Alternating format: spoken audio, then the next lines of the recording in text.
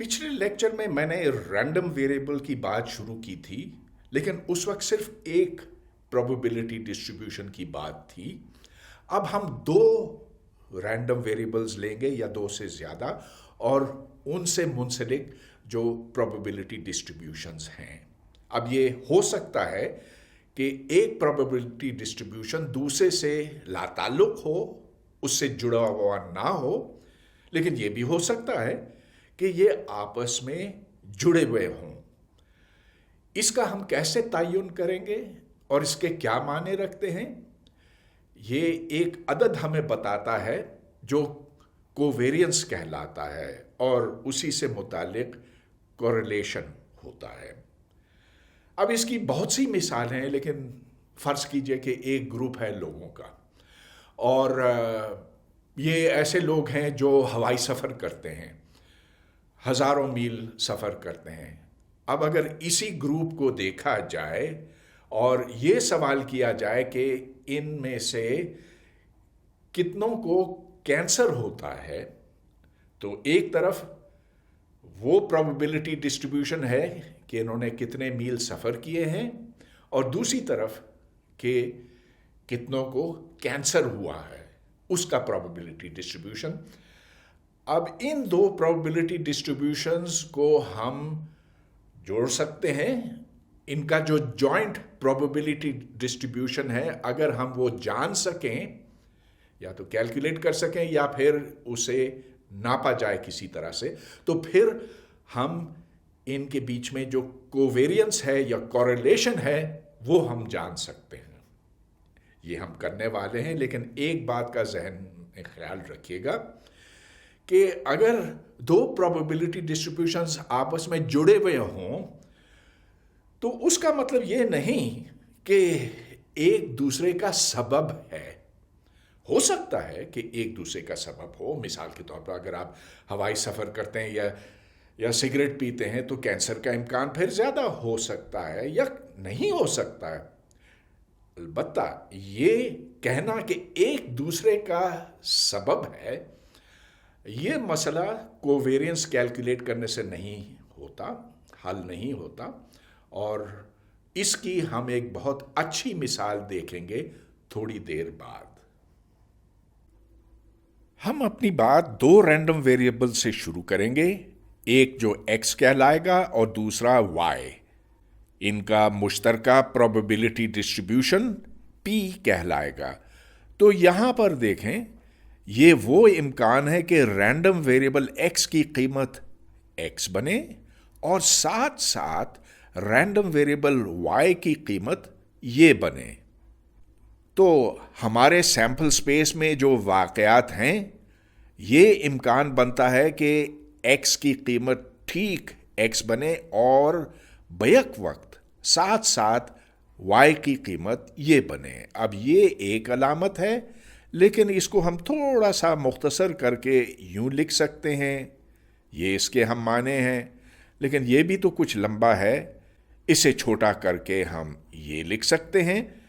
अगर मज़ीद इख्तसार दरकार हो तो फिर हम इस x और y को गायब भी कर सकते हैं और सिर्फ ये रह जाता है। अब ये सारे के सारे एक ही माने रखते हैं। अब फ़र्ज़ कीजिए कि हमें सिर्फ और सिर्फ x से गर्ज है, यानी कि y से कोई सरोकार नहीं, जिसके माने ये कि y की कुछ भी कीमत हो सकती है। लिहाजा y की जो कीमतें हो सकती हैं वो हम तमाम तर शामिल कर देंगे यहाँ y पर समेशन करके।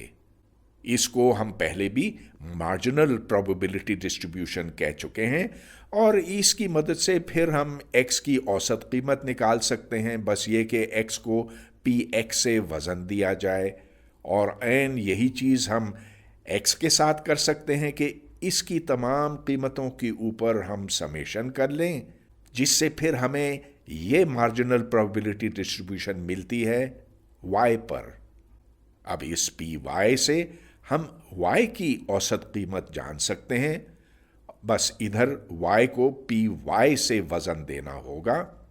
हाँ, अगर हमें y का कोई सा फंक्शन चाहिए तो बस उस फंक्शन को यहाँ लेकर आएं और इसी तरह से पी वाई के साथ उसे वज़न दें।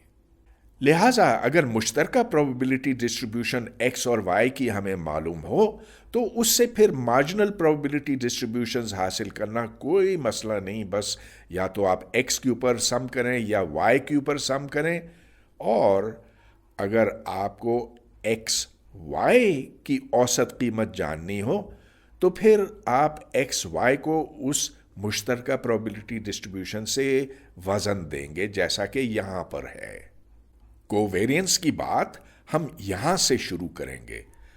तो अगर दो रैंडम वेरिएबल्स हों एक्स और वाई, उनका कोवेरियंस यूं लिखा जाता है, ये उसकी तारीफ है कि एक्स मनफी औसत एक्स ज़र्ब वाई मनफी औसत वाई, ये उनकी औसत कीमत है।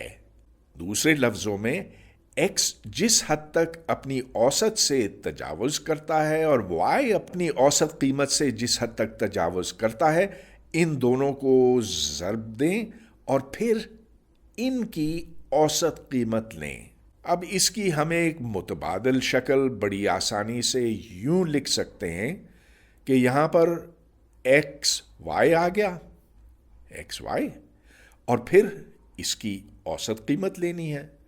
फिर ये x और ये y, अब ये x तो औसत x है जबकि ये y रैंडम वेरिएबल y है, लिहाजा ये यहां पर आ गया। और जब आप इसकी औसत कीमत लेंगे तो ये औसत x ज़र्ब औसत y बन जाएगा।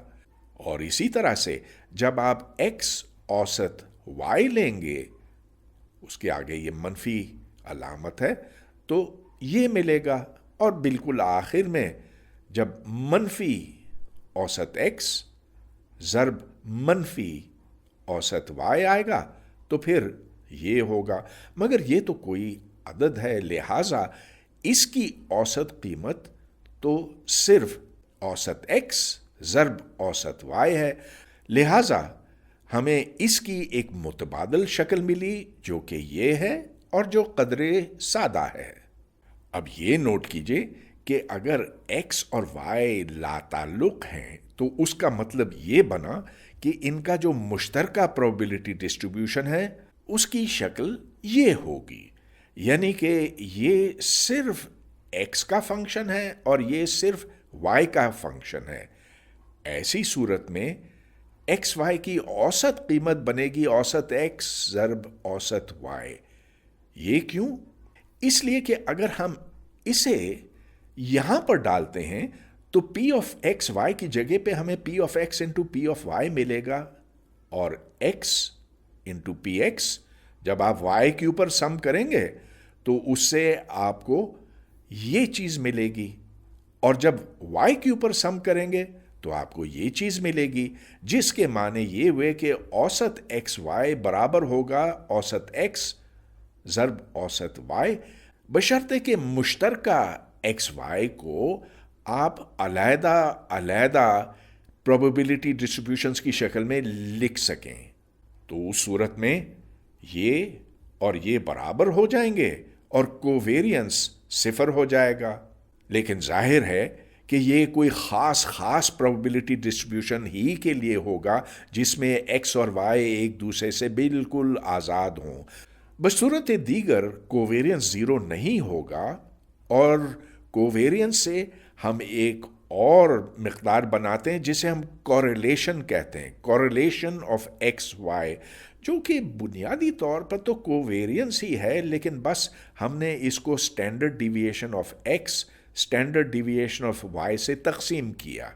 इसका फ़ायदा इतना है कि अगर मुख्तलिफ प्रोबेबिलिटी डिस्ट्रीब्यूशंस हों तो इनका मवाजना करने में हमें कुछ आसानी होती है। अब चलिए कोवेरियंस के बारे में मैं आपको कुछ इनकी सिफात गिनवाता हूँ। एक तो बिल्कुल वाज़ेह है, जो आपने कोवेरियंस की तारीफ से देखा कि कोवेरियंस x और x का वो तो इसके बराबर हुआ, और ये वेरियंस ऑफ x है। अब वेरियंस ऑफ x का जब आप स्क्वायर रूट लेते हैं तो उसे स्टैंडर्ड डिविएशन x का मिलता है। آگے چلتے ہیں. اگر آپ کوویرینس ایکس اور وائی کا لیں تو یہ ٹھیک کوویرینس آف وائی اینڈ ایکس ہوتا، یعنی کہ ان کی ترتیب سے کوئی فرق نہیں پڑتا، اور یہ اس کی تعریف سے بالکل واضح ہے. پھر اگر ایکس کو آپ کسی عدد اے کے ساتھ ضرب دیں تو بس اس کے معنی یہ بنے کہ کوویرینس ایکس وائی کو آپ کو اے سے ضرب دینا ہوگا. یہاں پر ایکس کو اے سے ضرب دیا، یہاں پر کوویرینس کو اے سے ضرب دیا. اور اگر وائی کی جگہ پر آپ وائی جمع زیڈ ڈالیں تو زیڈ کوئی تیسرا رینڈم ویریبل ہے. بڑی آسانی سے آپ ثابت کر سکتے ہیں کہ کوویرینس ایکس کا وائی جمع زیڈ کے ساتھ یہ بنتا ہے کوویرینس ایکس وائی کے ساتھ جمع کوویرینس ایکس زیڈ کے ساتھ. یہ باتیں پھر ہمیں وقتاً فوقتاً کام آئیں گی. ہم نے میتھمیٹکس کے حوالے سے تو کوویرینس کو جان لیا، اس کی تعریف تو لکھ لی، لیکن یہ ہے کیا چیز اور اسے ہم کیسے عام فہم زبان میں سمجھ سکتے ہیں؟ تو فرض کیجئے کہ ایکس کوئی ایسا رینڈم ویریبل ہے جس کی قیمت 1 ہے اگر کوئی واقعہ ہوتا ہے، اور اس کی قیمت 0 ہے اگر اے کا واقعہ نہیں ہوتا. اور اسی طرح ہم وائی کو یوں لکھیں گے، وائی 1 ہے اگر بی ہوتا ہے اور 0 ہے اگر بی نہیں ہوتا. ایسی صورت میں ہم ایکس کی اوسط قیمت بڑی آسانی سے لکھ سکتے ہیں، یعنی کہ ایکس کی جو قیمت ہے 1، اس کو ہمیں 1 کے امکان سے ضرب دینا ہے، جمع ایکس کی یہ قیمت 0 اور اس کو اس سے ضرب دینا ہے، یعنی کہ ایکس 0 کے برابر ہونے کا امکان. تو ظاہر ہے کہ یہ صرف اس کے برابر ہے. اسی طرح سے ہم وائی کی اوسط قیمت لکھ سکتے ہیں جو ٹھیک اسی کے برابر ہے، یعنی کہ ایکس کی جگہ وائی ہے اور کچھ نہیں. اب چونکہ ہمارے پاس اوسط ایکس اور اوسط وائی دونوں آ گئے تو ہم اب یہ جان سکتے ہیں کہ کوویرینس کو کیسے لکھا جائے. وہ اس کے برابر ہے اور یہ مقدار ٹھیک اس کے برابر ہے، یعنی کہ مشترکہ امکان کے ایکس کی قیمت 1 ہو اور ساتھ ساتھ وائی کی قیمت 1 ہو. تو یہ مشترکہ پروبیبلٹی ڈسٹریبیوشن ہے، جبکہ یہ مارجنل پروبیبلٹی ڈسٹریبیوشن سے ہم نے حاصل کیا. یہ ہم نے کیسے جانا؟ بہت آسان ہے، اس لیے کہ 1 کو 1 کے ساتھ آپ ضرب دیں گے تو 1 ہی ملے گا، لیکن 1 کو 0 کے ساتھ یا 1 کو اس 0 کے ساتھ یا 0 کو 0 سے، ان 3 ٹرم سے تو ہمیں کچھ بھی نہیں ملا. صرف اس کو اس سے ضرب دینے سے ہمیں یہ ملا. چنانچہ ہم نے یہ جان لیا کہ کوویرینس ایکس اور وائی کا پھر اس کے برابر ہے. اب کئی مختلف صورتیں ہو سکتی ہیں. ایک یہ کہ یہ مقدار اس مقدار سے زیادہ ہو، گویا کہ پی ایکس وائی پی ایکس انٹو پی وائی سے بڑا ہو، جس کے معنی یہ بنے کہ کوویرینس ایکس اور وائی کا 0 سے بڑا ہوگا، یعنی کہ کوئی مثبت عدد ہوگا.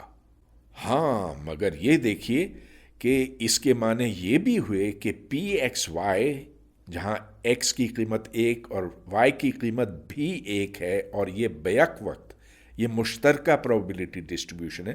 جب آپ اس کو اس مارجنل پروبیبلٹی ڈسٹریبیوشن سے تقسیم کریں گے تو وہ اس مارجنل پروبیبلٹی ڈسٹریبیوشن سے بڑا ہوگا. اب یہ کیا چیز ہے؟ آپ نے پہلے دیکھا ہے کہ یہ تو مشروط پروبیبلٹی ڈسٹریبیوشن ہے، یعنی کہ یہ وہ امکان ہے کہ وائی 1 کے برابر ہو بشرطے کہ ایکس 1 کی قیمت رکھتا ہو. تو یہ شرط تھی کہ ایکس ٹھیک 1 کی قیمت رکھتا ہو، 0 نہیں ہو سکتا، 1 ہے. لہذا یہ مشروط کنڈیشنل پروبیبلٹی ڈسٹریبیوشن ہے اور یہ پی وائی فور وائی اکولز 1 سے بڑا ہے۔ اس کو آپ یوں بھی پڑھ سکتے ہیں کہ واقعہ اے ہو چکا ہے، جس کے معنی یہ کہ ایکس کی قیمت 1 ہے، اور یہ مقدار وہ امکان ہے کہ واقعہ بی ہو بشرطے کہ اے ہو چکا ہو۔ اس سے ہمیں یہ پتہ چلا کہ یہ مشروط امکان اس غیر مشروط یا مارجنل پروبیبلٹی سے بڑا ہے۔ اور اسی طرح سے اگر ہم وائی کی بات کریں، فرض کیجئے کہ واقعہ بی ہو چکا ہے، so Y is equal to 1، ایسی صورت میں وہ امکان کہ واقعہ اے بھی ہو اس غیر مشروط امکان سے بڑا ہے۔ اس کو ہم مزید یوں بیان کر سکتے ہیں کہ فرض کیجئے کہ ایکس اور وائی کا کوویرینس کوئی مثبت مقدار رکھتا ہے، یعنی کہ 0 سے بڑا ہے، تو پھر اس صورت میں اگر ہمارے علم میں یہ ہے کہ بی کا واقعہ ہو چکا ہے، ایسی صورت میں اے کا امکان زیادہ ہے۔ اور اسی طرح اگر اے کا واقعہ پہلے ہو چکا ہے تو پھر بی کے ہونے کا امکان زیادہ ہوگا۔ ان باتوں کو ہم مثالوں سے اور بہتر سمجھ سکیں گے کچھ دیر بعد۔ اگر 2 نہیں 2 سے زیادہ رینڈم ویریبلز ہوں تو پھر کیا کیا جائے؟ اسے جاننا کوئی مشکل کام نہیں، لیکن سب سے پہلے یہ دیکھیں کہ اگر ایکس اور وائی کوئی سے بھی رینڈم ویریبلز ہوں تو اگر آپ اس کو اے سے ضرب دیں، اس کو بی سے ضرب دیں، تو یہ پھر اے اوسط ایکس جمع بی اوسط وائی ہے۔ یہ کیسے؟ ہم بڑی آسانی سے ثابت کر سکتے ہیں۔ تو یہ دیکھیں کہ اے ایکس جمع بی وائی کی اوسط قیمت یہ بنی، یعنی کہ اے ایکس جمع بی وائی کو آپ پی آف ایکس وائی سے وزن دیں گے۔ ظاہر ہے کہ ایکس نے ایکس کی قیمت لی، وائی نے وائی کی قیمت لی، لہٰذا اس مقدار کو ہم پھر بس پی سے ضرب دیں گے۔ اب اس کو کھولیں، کھولنے سے اے باہر نکل آتا ہے۔ یہ بات تو بالکل ظاہر ہے، اس لیے کہ اے کوئی عام عدد ہے۔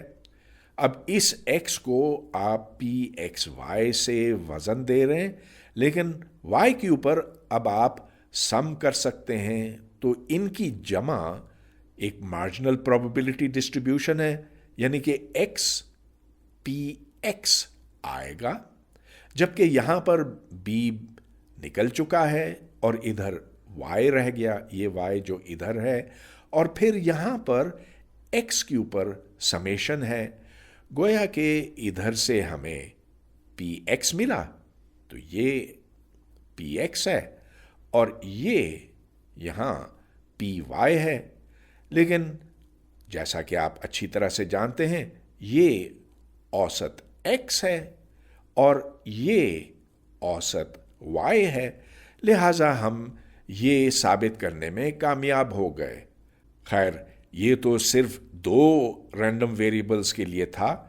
اگر بہت سے رینڈم ویریبلز ہوں، یعنی کہ x1 x2 x3 وغیرہ xn تک، اور ہر ایک کو آپ نے کسی عدد سے ضرب دیا ہے، یہاں پر a1 ہے، a2 ہے، اور آگے چلتے چلتے an ہے جو xn کو ضرب دیتا، تو بس جس طرح سے ہم نے یہاں پر یہ ثابت کیا کہ ax جمع by کی اوسط قیمت اس کے برابر ہے، تو اس کو تھوڑا سا آگے بڑھائیے اور یہ بات آپ کے سامنے بالکل واضح ہو جائے گی۔ اس ایکویشن میں بڑی طاقت ہے، جیسا کہ اب آپ دیکھنے والے ہیں۔ اب میں 3 مثالیں حل کروں گا، اور سب سے پہلے یہ جس میں ہمیں بائنومیل ڈسٹریبیوشن دیا ہوا ہے پی ایکس آف کے، جو اس کے برابر ہے، جو کہ آپ نے چوتھے ماڈیول میں دیکھا تھا۔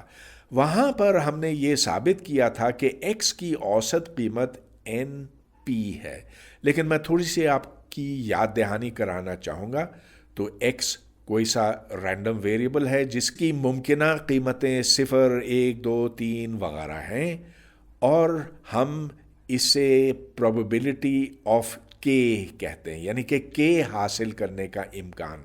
تو فرض کیجئے کہ ہمارے پاس کوئی سکہ ہے چت کا امکان P ہے اور پٹ کا امکان 1 منفی P ہے۔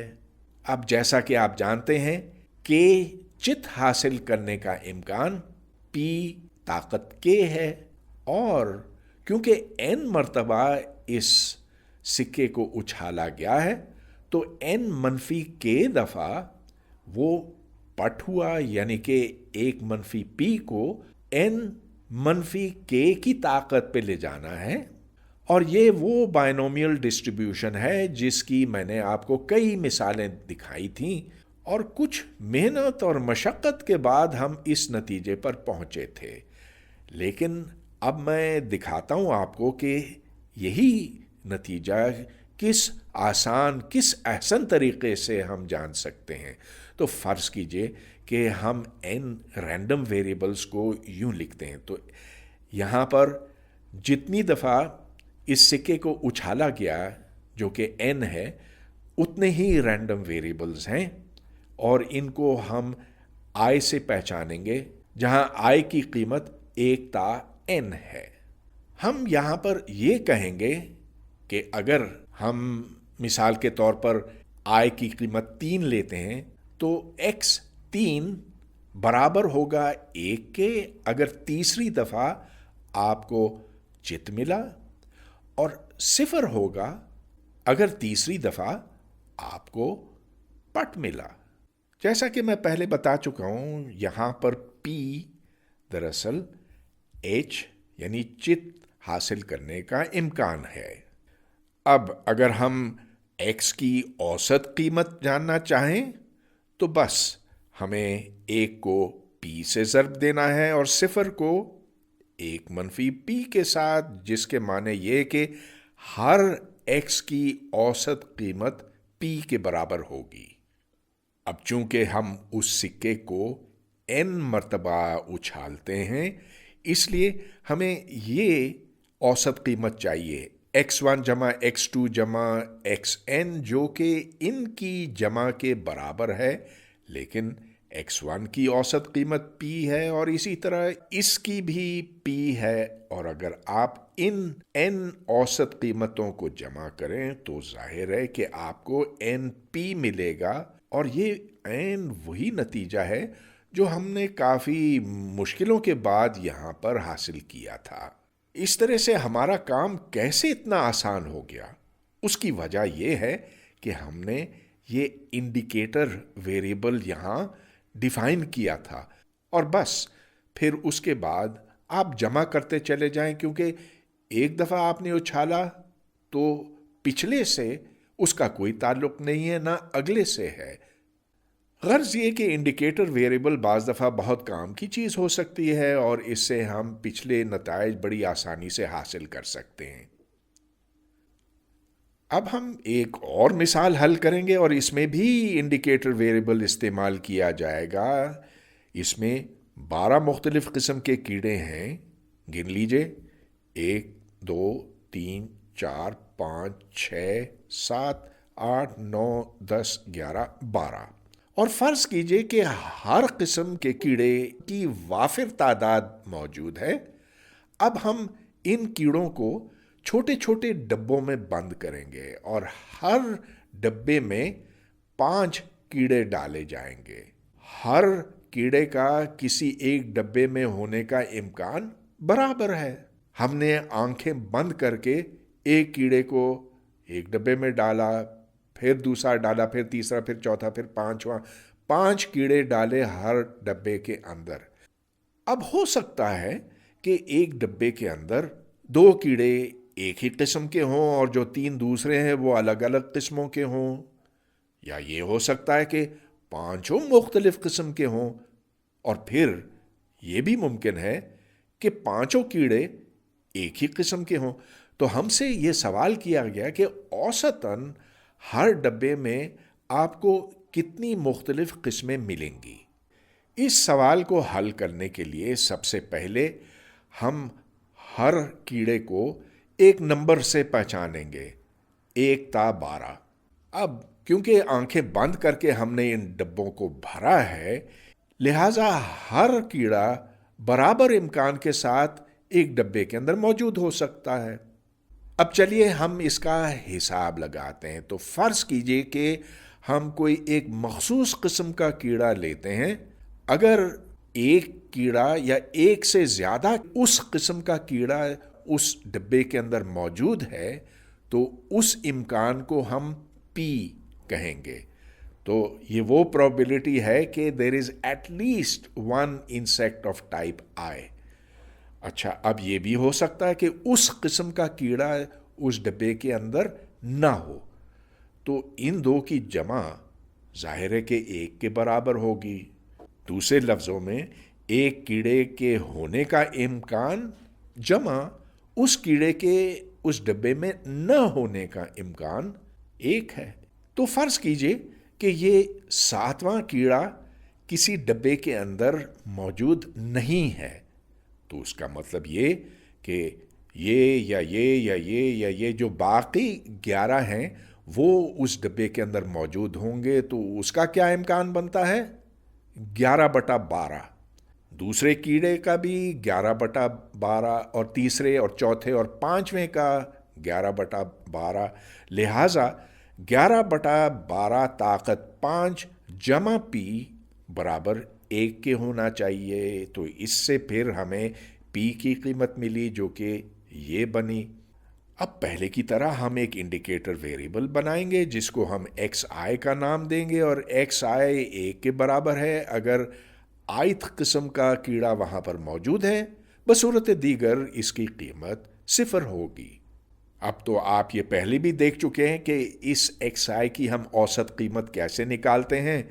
तो अगर कीड़ा मौजूद है उस रैंडम वेरिएबल की कीमत 1 बनी और उसका इम्कान पी है, और अगर वो कीड़ा मौजूद नहीं है तो फिर हम 0 को 1 मनफी पी के साथ वज़न देंगे। इनकी जमा पी के बराबर है। ये तो वो औसत कीमत बनी कि हमें आयत कीड़ा उस डब्बे के अंदर मिलेगा। और अगर हम तमाम कीड़ों को जोड़ें तो ये x1 जमा x2 जमा x12 तक अगर हम इन रैंडम वेरिएबल्स की औसत कीमत निकालें तो ये इनकी औसत कीमतों की जमा है।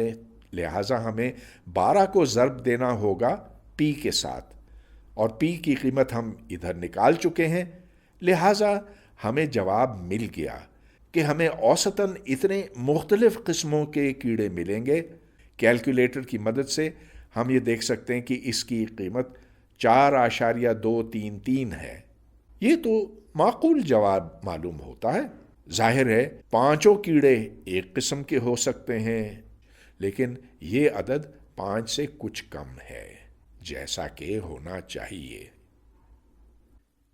तीसरी और आखिरी मिसाल, इसमें हम 2 रैंडम वेरिएबल्स का मुश्तरका प्रोबेबिलिटी डिस्ट्रीब्यूशन मालूम करेंगे और फिर उसे इस्तेमाल करेंगे कोवेरियंस, कोरिलेशन और मशरूत प्रोबेबिलिटी डिस्ट्रीब्यूशन जानने के लिए।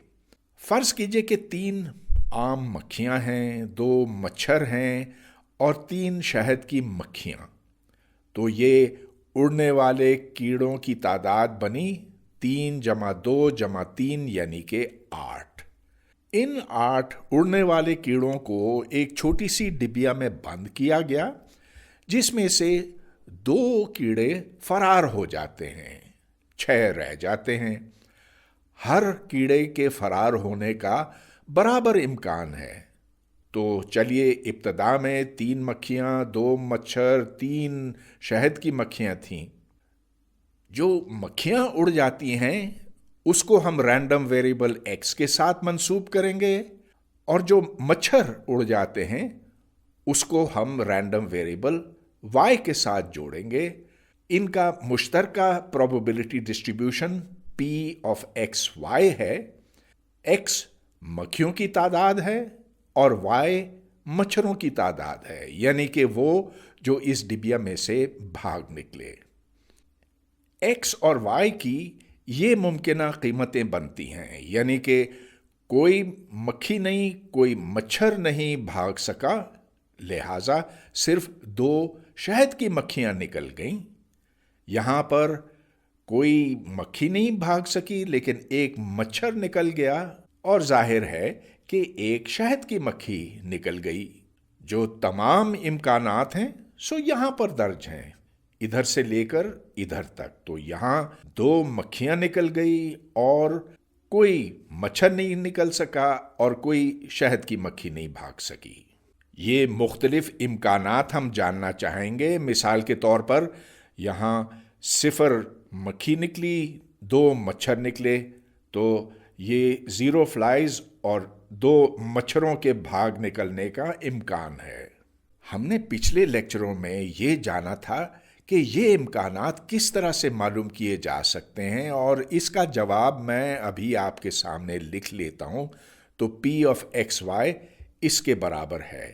اسے ڈرائیو کرنا کوئی مشکل کام نہیں ہے، اور میں بس صرف اس کی طرف اشارہ کرتا ہوں کہ یہ ہم نے کیسے حاصل کیا. تو سب سے پہلے یہ دیکھیے کہ 8 چوز 2 یہ بائنومیل کویفیشنٹ ہے، جس کا مطلب یہ ہے کہ 8 کیڑوں میں سے ہمیں 2 کا انتخاب کرنا ہے. ہمیں کیڑے کی قسم سے یہاں پر کوئی غرض نہیں. ہم صرف یہ جانتے ہیں کہ 8 کیڑوں میں سے اگر آپ 2 کیڑے اٹھا کر نکالتے ہیں تو یہ وہ تعداد بنتی ہے ان کے جوڑے بنانے کی. تو یہ بنا 8 فیکٹوریل بٹا 2 فیکٹوریل بٹا 8 منفی 2 یعنی کہ 6 فیکٹوریل. تو اگر آپ کے سامنے 8 مختلف چیزیں رکھی ہوں تو ان سے آپ 28 جوڑے بنا سکتے ہیں. لہذا یہاں ہمیں 28 سے تقسیم کرنا پڑا. اب آگے چلتے ہیں. 3 مکھیاں تھیں جن میں سے X بھاگ نکلیں، تو 3 چوز X. ظاہر ہے کہ X کی تعداد 0، 1 یا 2 ہی ہو سکتی ہے، اور 3 چوز X یہ بنتا ہے number of ways to choose X flies out of 3. اور یہی بات آپ مچھروں کے بارے میں کہہ سکتے ہیں. 2 مچھر تھے جن میں سے Y بھاگ نکلے، تو یہاں پر تعداد 2 چوز Y بنتی ہے. اور آخر میں کیونکہ 3 شہد کی مکھیاں تھیں تو ان میں سے بھاگنے والی کی تعداد اتنی بنی 2 منفی X منفی Y، تو یہ شہد کی مکھیوں کی تعداد ہے.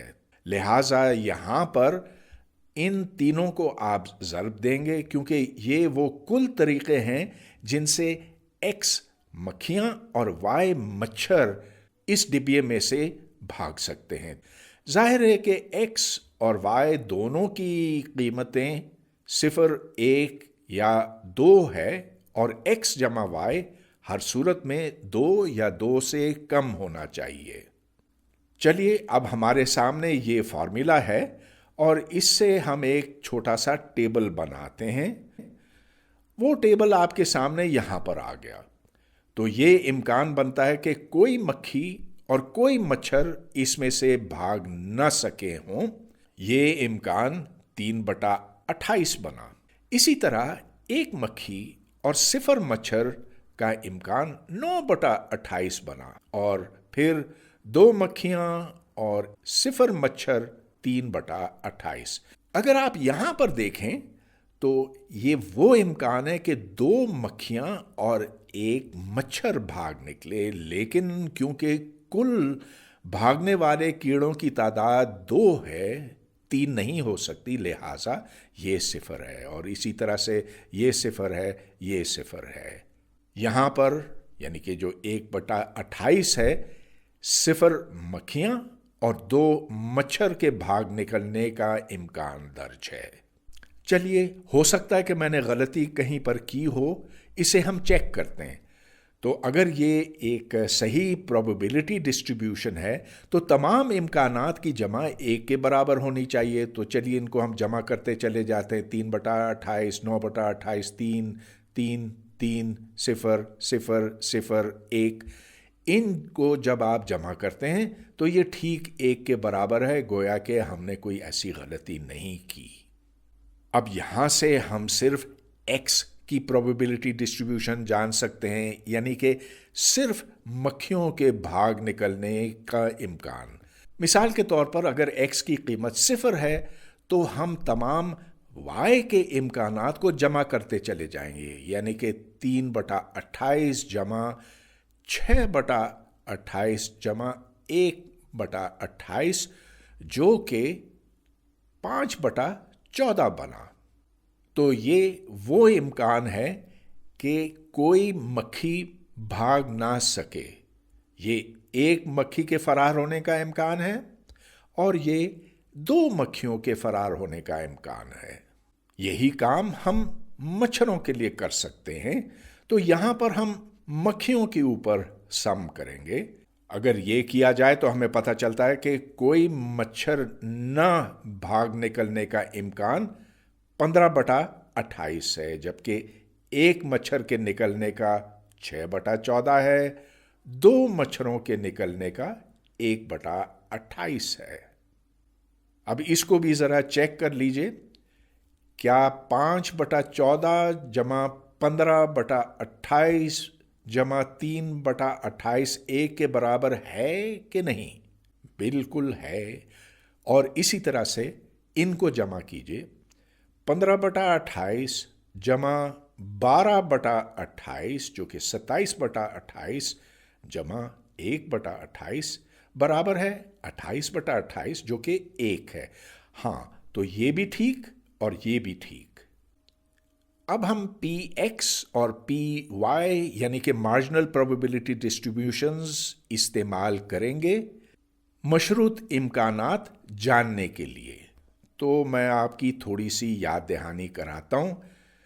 مشروط امکان اس کو کہتے ہیں، فرض کیجئے کہ وائی ہو چکا ہے تو پھر ایکس کا کیا امکان بنتا ہے؟ تو اس کو ہم یوں لکھتے ہیں، وائی کی قیمت اگر وائی ہو تو پھر رینڈم ویریبل ایکس کی قیمت ایکس ہونے کا امکان یہ ہے، جس کو پھر ہم یوں لکھتے ہیں پی آف ایکس وائی، اور اسے ہم پی آف وائی سے تقسیم کرتے ہیں۔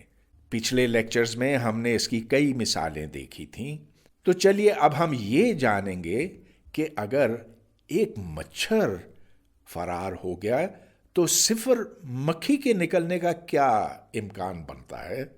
تو ادھر ہم پی آف 0 1 جو کہ یہاں پر درج ہے 3/14، اسے ہم تقسیم کریں گے پی وائی آف 1 سے جو کہ 6/14 ہے اور جو آپ نے بس تھوڑی دیر پہلے دیکھا تھا، تو یہ بنا 1/2۔ اب اسی طرح سے اگر آپ یہ جاننا چاہیں کہ اگر ایک مچھر بھاگ نکلا ہے، ایک مکھی کے بھاگ نکلنے کا کیا امکان ہے، تو وہ بنے گا یہ 3/14 جو کہ یہاں پر درج ہے، اس کو ہم 6/14 سے تقسیم کریں گے اور یہ بھی 1/2 ہے۔ ظاہر ہے کہ اس کی اور اس کی جمع 1 بنی۔ ہاں، اب یہ سوال آپ کر سکتے ہیں کہ اگر ایک مچھر فرار ہو گیا تو 2 مکھیوں کے بھاگ نکلنے کا کیا امکان ہے؟ ظاہر ہے کہ وہ امکان 0 ہوگا۔ اب اسی طرح سے فرض کیجئے کہ ایک مکھی فرار ہو گئی، x برابر 1 کے ہے، تو ان میں سے ایک مکھی نکل گئی۔ 0 مچھروں کے بھاگ نکلنے کا کیا ہے؟ وہ آپ یہاں سے دیکھیں گے تو 9/28 جو کہ یہاں پر ہے، اور پھر اسے آپ تقسیم کریں گے پی ایکس آف 1 سے جو کہ ہم نے تھوڑی ہی دیر پہلے جانا تھا کہ 15/28 ہے اور بس یہ 3/5 ہے۔ اسی طرح سے اگر ایک مکھی بھاگ نکلی ہے، یہ امکان ہے کہ ایک مچھر بھاگ سکے، اور اس کا امکان کیا ہے؟ P11 جو کہ یہ ہے 3/14، اور اسے ہم پی ایکس آف 1 یعنی کہ 15/28 سے تقسیم کریں گے اور یہ 2/5 ہے۔ اور ظاہر ہے یہ تو کہنے کی ضرورت بھی نہیں کہ اگر ایک مکھی اور 2 مچھر بھاگتے ہیں تو اس کا امکان 0 بنا۔ یہاں پر بھی آپ دیکھتے ہیں کہ 0 جمع 2/5 جمع 3/5 1 کے برابر ہوا، प्रोबेबिलिटीज की जमा 1 बनी। अब एक बहुत ही दिलचस्प बात ये देखें कि अगर एक मच्छर पहले से भाग चुका है तो फिर एक मक्खी के भागने का इम्कान इतना बना, y=1 x=1, यानी कि 1/2। दूसरी तरफ अगर एक मक्खी भाग चुकी है तो एक मच्छर के भागने का इम्कान इतना बना, 2/5। 2/5 यहां पर, 1/2 यहां पर, जिसके माने यह कि ये दो इम्कानात एक दूसरे के बराबर नहीं हैं। इससे फर्क जरूर पड़ा कि पहले मक्खी भागी या पहले मच्छर भागा। तो चलिए अब हम ये सवाल उठाएंगे कि क्या ये मुश्तरका प्रोबेबिलिटी डिस्ट्रीब्यूशन एक आजाद डिस्ट्रीब्यूशन है या एक का दूसरे के ऊपर इन्हिसार है कि ये आपस में जुड़े हुए हैं। तो बुनियादी तौर पर हमारा सवाल ये है कि क्या ये इम्कान, यानी कि x की कीमत x हो, y की कीमत y हो, वो इन दोनों के बराबर है? जाहिर है कि ये मार्जिनल प्रोबेबिलिटी डिस्ट्रीब्यूशन है x में और ये मार्जिनल प्रोबेबिलिटी डिस्ट्रीब्यूशन है y में। अगर ये इसके बराबर है x और y की तमाम कीमतों के लिए तो फिर हम कहेंगे कि हाँ, ये एक आज़ाद प्रोबेबिलिटी डिस्ट्रीब्यूशन है। तो चलिए हम इसको चेक करते हैं। जाहिर है कि तमाम x और y के लिए ये दुरुस्त होना चाहिए, मगर क्या ये है? ये देख लीजिए कि जो p ऑफ x y है सिफर के लिए, वो तो ये है 3/28। दूसरी तरफ अगर आप ये लें x की कीमत 0 रख के और यहाँ पर y की कीमत 0 रख के, तो जैसा कि आपने थोड़ी देर पहले देखा था, ये 5/14 है और ये 15/28 है। तो इसको 2 से ज़रब दीजिए तो ये बन जाएगा 10/28, जिसको आप फिर यूं लिख सकते हैं 50/28 ज़रब 3/28। मगर ये देखें, ये 1 के बराबर तो नहीं है। 50/28 तो 1 से मुख्तलिफ है, लिहाजा ये इसके बराबर नहीं है।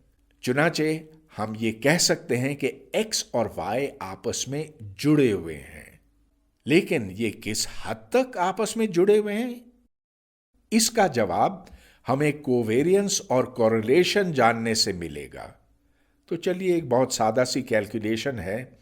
ये तो हम पहले देख ही चुके हैं कि px ऑफ 0 5/14 है, px ऑफ 1 15/28 है, px ऑफ 2 ये है, और इन आदाद को हम इस्तेमाल करेंगे x की औसत कीमत जानने के लिए। तो वो बड़ी आसानी से यूं हुआ कि इसको हमने 0 से ज़रब दिया, इसको हमने 1 से ज़रब दिया, इसको हमने 2 से ज़रब दिया, और इसके माने ये बने कि 15+6 यानी कि 21/28, जो कि 3/4 बना।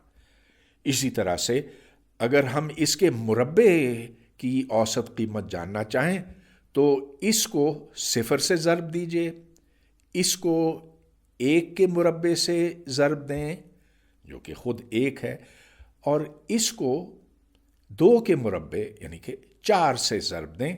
इनको जोड़ें तो 27/28 बना। बस फिर आप वेरिएंस जानेंगे। वेरिएंस कैसे जानते हैं? इसके मुरब्बे को आप इसमें से तफरीक करें, वो बन जाएगा 45/112। बिल्कुल यही चीज़ हम मच्छरों के लिए भी कर सकते हैं। तो 0 मच्छर निकलने का इम्कान इतना बना, 1 मच्छर का ये है, 2 मच्छरों का ये है। तो इससे फिर हमने औसत कीमत मालूम की जो कि 2/4 है। वो यूं कि इसको 0 से ज़रब दिया, इसको 1 से दिया, इसको 2 से दिया, यानी कि 12 + 2 जो कि 14/28 है, और वो बना 2/4। हाँ, ये 1/2 भी है, लेकिन इसको मैं यूं लिखता हूं। और फिर इसी तरह से आप y के मुरब्बे को जानेंगे, जो 4/7 है। इससे वेरिएंस निकलेगा जो कि 9/28 है। अच्छा, ये तो आप जानते हैं कि अगर इसका मैं स्क्वायर रूट लूँ, यानी कि 45/112 का स्क्वायर रूट लूँ, तो इससे मुझे स्टैंडर्ड डिविएशन सिग्मा एक्स मिलेगा, और इसका स्क्वायर रूट लेने से मुझे सिग्मा वाई, यानी कि स्टैंडर्ड डिविएशन इन वाई मिलेगा। अब हम अपने असल काम की तरफ आते हैं। यहाँ पर एक्स वाई की औसत कीमत हम हस्बे मामूल इस तरह से मालूम करते हैं, यानी कि एक्स वाई को वज़न देते हैं पी ऑफ एक्स वाई से, और अगर आप इसका हिसाब लगाएं तो ये पी ऑफ एक्स वाई की तमाम कीमतें यहाँ पर दर्ज है। कागज़ पेंसिल लीजिए और इसका हिसाब फिर ये 3/14 बनता है। कोवेरियंस जानने के लिए 3/14 में से आप 3/4 ज़र्ब 2/4 तफरीक करेंगे, और वो कीमत बनती है -9/56। अब चूंकि कोवेरियंस हम जान चुके हैं और सिग्मा एक्स और सिग्मा वाई भी जान चुके हैं, तो बस फिर कोरिलेशन आप इस फॉर्मूले के तहत मालूम करेंगे, यानी कि कोवेरियंस ऑफ एक्स वाई को आप सिग्मा एक्स सिग्मा वाई से तकसीम करेंगे, और बस थोड़ा सा अगर इस पे काम किया जाए तो पता चलता है कि इसकी कीमत -1/√5 है। चलिए, जवाब तो निकल आया, लेकिन इसके माने क्या हुए? ये मनफी अलामत यहाँ पर क्यों है? ये आपको क्या बता रही है? इसे दो बातें पता चलती हैं। एक ये कि एक्स और वाई के इम्कानात आपस में जुड़े हुए हैं, ये आज़ाद नहीं है, कोवेरियंस 0 नहीं है। लेकिन मनफी के माने ये हैं कि अगर वाई की तादाद बढ़ती है तो एक्स की तादाद घटती है, और इसके बरक्स अगर एक्स की तादाद बढ़ती है तो वाई की घटती है। यानी कि अगर ज़्यादा मच्छर फरार हो गए तो इसका मतलब यह कि कम मक्खियां निकलेंगी, और इसके बरक्स अगर ज़्यादा मक्खियां फरार हो गई तो कम मच्छर निकलेंगे। इसको हम नेगेटिव कोरिलेशन कहते हैं, एक का बढ़ना दूसरे का घटना। मगर ये देखिए कि शुरू ही में हमने ये कहा कि हर किस्म के कीड़े के भाग निकलने का इम्कान एक बराबर है, खा वो मक्खी हो, मच्छर हो या शहद की मक्खी हो। गोया कि यहाँ पर कोरिलेशन तो ज़रूर है, मगर इनके बीच में कोई सबब और मुसब्बब का रिश्ता नहीं है, इल्लत और मालूल का रिश्ता नहीं है। बड़ी दिलचस्प बात बनी, और ये हम अपनी रोज़मर्रा की ज़िंदगी में जगह जगह देखते हैं।